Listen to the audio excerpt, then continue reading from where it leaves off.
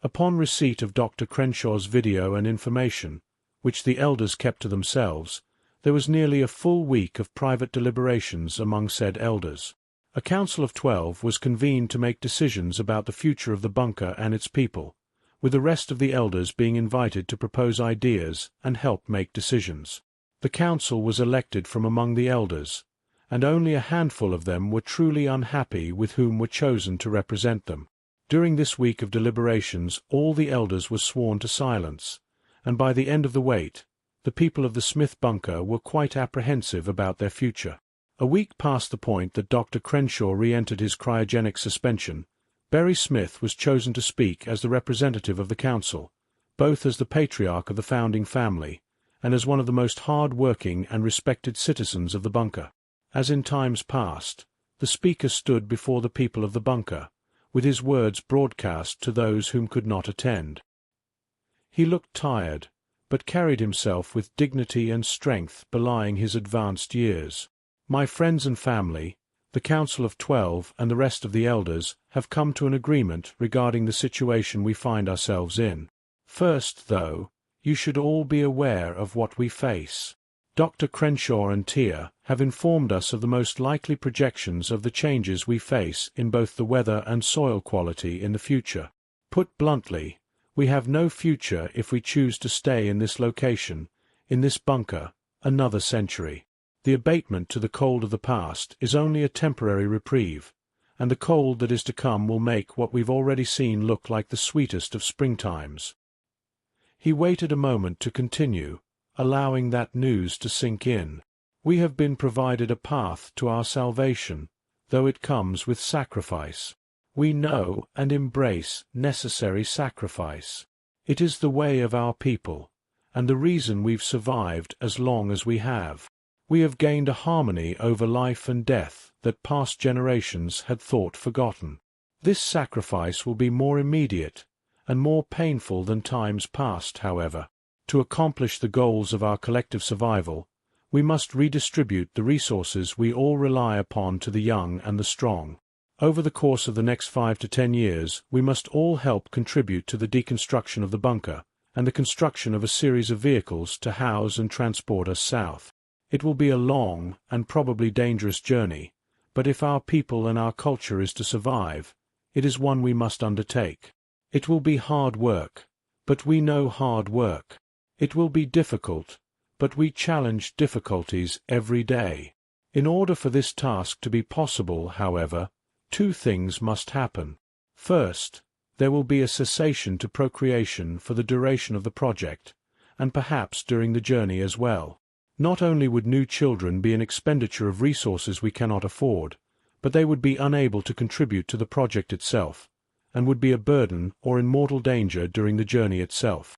The children we already have must grow up strong, and know that their burden will be to parent the next generation once we get going to our new home. I cannot stress this enough, that our very survival requires that we have discipline and control in this. Second, in order to provide the needed calories and strength to those who must do this work, the elders, myself included, have agreed unanimously to begin fasting effective immediately until such time that we pass on, leaving the burden of the work to the rest of you. Please do not think of this as us being cowardly and unwilling to help. We recognize our age and failing health will be a burden during a time which work will be so difficult, and that the resources spent on feeding those of us who cannot do the hard work needed will be wasted and should go to those who can. As such, we have selected a new Council of 12, outside of the elders, who will lead you all through the coming decade of work and trial. We regret the pain these decisions will cause, but there is no other way, and we beg your forgiveness for what must be done. We will treasure these last weeks with our friends and family, and hope that you take on the burdens we heap upon you with strength and dignity. Berry cast his eyes about the room. More than a few people were crying, and no doubt the rest of the bunker was in a certain level of turmoil. His own eyes were filled with tears as he addressed the masses, but he was chosen for this task because of his ability to withstand such trials. Our founders were forced into this bunker by powers beyond their control, and they ensured we survived this far, perhaps further than anyone else in the world has. We may be all that is left upon this world. Now powers beyond our control force us to leave, and we must have the strength to do that which must be done to continue to survive. You have everything and everyone you need to do this. You must only apply yourselves and do the work. Dr. Crenshaw's plans are sound, and will be distributed to everyone over the age of 12. Once again he paused, giving everyone a chance to collect themselves. There is also other news. My grandson, named after Dr. Crenshaw, has witnessed non-human life on the surface. In a southern area of Seattle, he witnessed this creature. The drawing Thorne had made displayed upon every tablet and monitor in the bunker. We do not know what it is, but we do know some few things about it. It is taller than most of us. It moves with great weight. It seems to suckle or gnaw at girders, and it seems to be very hot. It has a segmented body, like an old insect or arthropod, and has some sort of hairy spines all over its body, with the longest ones on its back. It is black, with red at the tips of those spines. We have surmised that its black coloration has to do with its heat, as it absorbs more sunlight that way, suggesting that it needs warmer temperatures to survive. We believe that is why we have not seen one until now, as temperatures are currently as high as they will be before the cold returns. It is likely its kind has migrated north from warmer climates, and that they will be encountered upon your journey south. This is why we have requested plans to create weapons from Dr. Crenshaw, strictly to defend ourselves if these things prove to be hostile. I know it is not our way to kill, but considering the circumstances we cannot afford to leave ourselves vulnerable to this potential danger. As such, we have added some of these weapons to the plans we received, and a handful of them will be mounted upon the vehicles that will transport you south. Give them a chance to see if they are hostile, but if they attack, do not hesitate to defend the vehicle and our people. This is a lot to take in. Trust me, I know. The last thing I want to do is leave my precious family, but we didn't get this far by backing down from a challenge. The new Council of 12 will be informed of their new roles and provided with all the information and data for their new positions.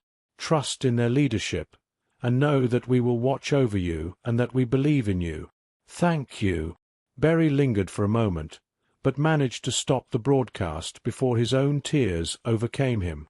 Turmoil and anguish lingered in the people of the Smith bunker for some time, but there was work to be done. Thorne and Jessica were tasked with training a team of scouts who were responsible for helping the caravan train in finding its way through the wilderness of a blasted world. They tried to find further evidence of the strange creatures, but they seemed to have already left the Seattle area in advance of the cold. Construction proceeded, with Comfort beginning to suffer in the second year, more and more people forced to live out of the increasingly huge vehicle that was taking up space in the underground. It was mostly walls that came down first, but as their work spread to the edges of the facility, even ceilings, floors, and concrete foundations were gobbled up as they worked back inwards from the outsides. The bunker went from a structure made of steel walls to large rooms sectioned off with hemp curtains. People increasingly had to sleep in groups, with beds being clustered together initially, and even their steel bed frames being taken eventually, forcing them to sleep on their bedding on the hard steel and concrete floors. The outer walls were moved inwards, leaving only structural support pillars to hold up the otherwise unsupported ground outside the new smaller outsides of the bunker. The earth collapsed in these areas after a time, and the pillars were usually retrieved from the surface. One by one each important room was disassembled, transported, and reconstructed in one form or another in the new vehicle. As the third and fourth year passed, the track train of vehicles started being pulled outside, mostly shielded from the elements with a recycled shelter made of the old concrete from within, which also helped keep the vehicle from sinking into the ground outside. People were actually living inside of the vehicle now, starting to become accustomed to being in the air outdoors. The insulation was thoroughly tested against the cold of winter and found to be uncomfortable but adequate with proper heating. The long power cables leading to the hydroelectric generators were the last things to be left in that part of the bunker. By the early summer of the 8th year the vehicle, and its long train of connected cars, was complete. The population of the bunker was down to 415 people, and they were ready to be on their way. The group had been renamed to represent their rebirth, and to represent the passing of the last Smith.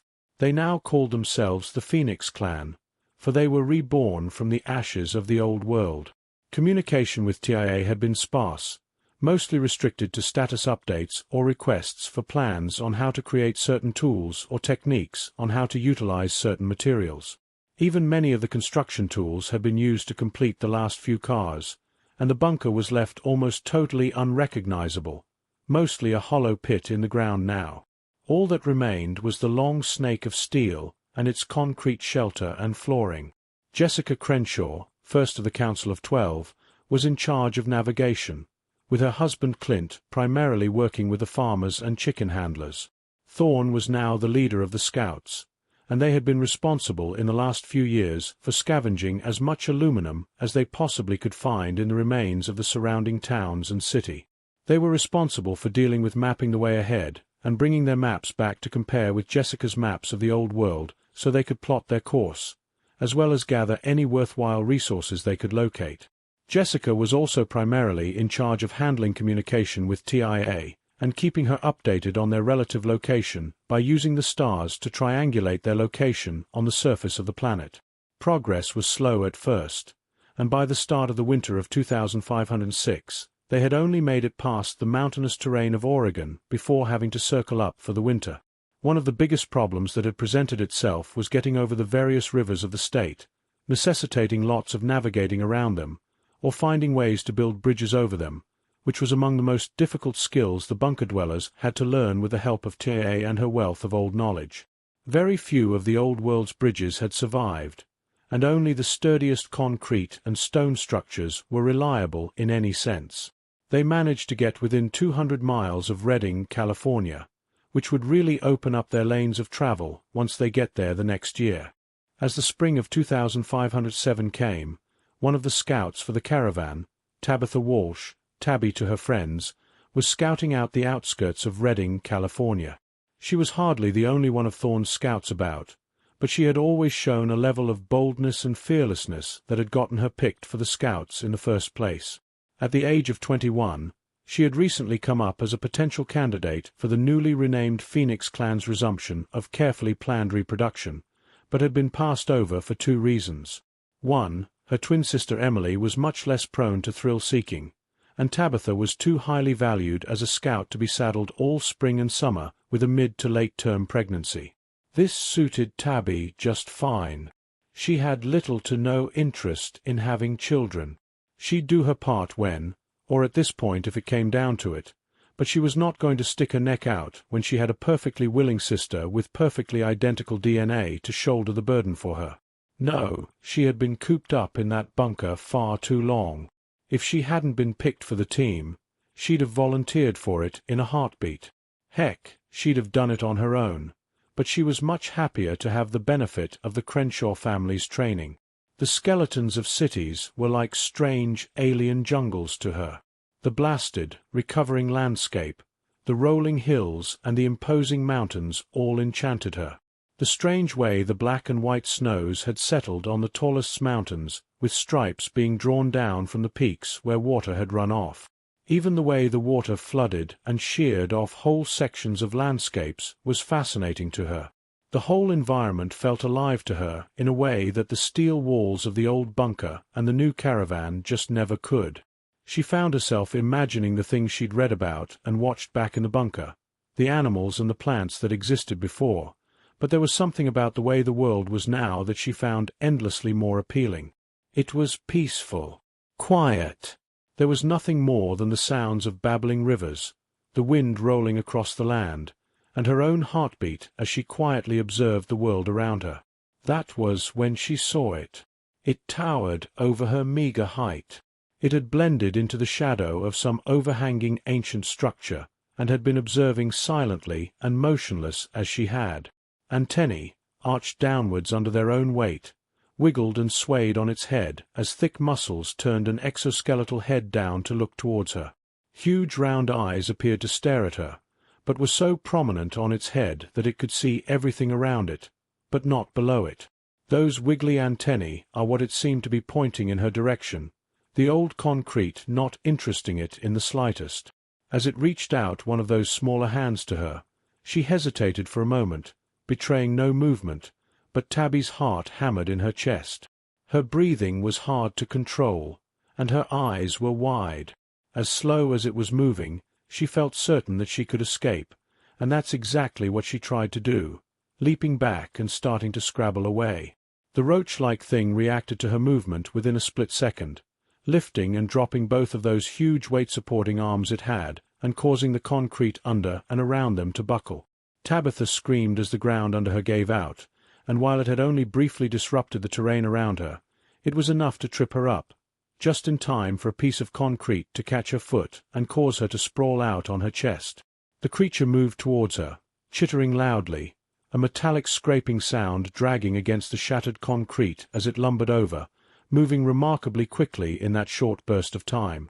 She screamed out again, trying to push herself up so that she could resume her retreat. "Help! One of them's attacking me!" She barely managed to roll to the side as one of those heavy limbs smashed down in the spot her left leg had been. She could feel remarkable heat washing over her as it drew close, and in a change of tactics she drew the rifle she'd been carrying from the strap over her shoulder, braced the butt against the ground, and fired up into it.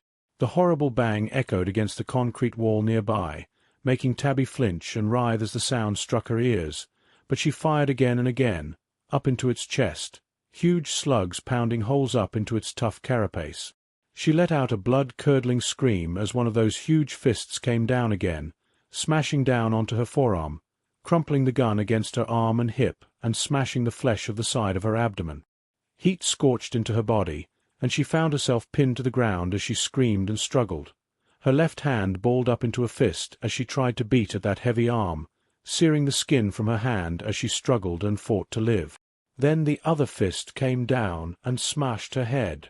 The roach thing pulled up her battered body, taking her in its smaller arms while the larger ones carried its weight. It was wounded, but it couldn't do anything about that. Holes were opened up in its carapace, but it was nothing lethal. It could smell what it desired within her. It brought her mangled remains up to its face, with her flesh hissing and sizzling and cracking open. It ate quietly, savoring the flavor of its preferred food. It was so full of flavor compared to its usual sources, and had so many more rarer nutrients than it usually got to enjoy. It was lucky that it decided to linger in this area for so long. More movement triggered its vision, blurs of more of those dangerous projectiles, ones it could see this time. Between the sounds vibrating in the air, the first few shots being misses, and the thuds with which they struck the concrete, the beast realized it was in mortal danger. It dropped its food, and faster than such a thing should be able to move it rushed away, smashing over slabs of concrete, and punching a hole into the ground where it knew there was a cavity beneath for it to escape into, down into the dark. Tabitha Walsh's body was recovered soon after, wrapped up in a shroud and shown only to the Council of 12 before she was brought back to have her body recycled into necessary fertilizers for their crops and nutrients for their chickens. Her poor sister Emily spoke in eulogy of her, as well as her boss Hawthorne Crenshaw, and she joined the rest in mourning, her own unborn daughter unaware of her poor aunt's brutal death.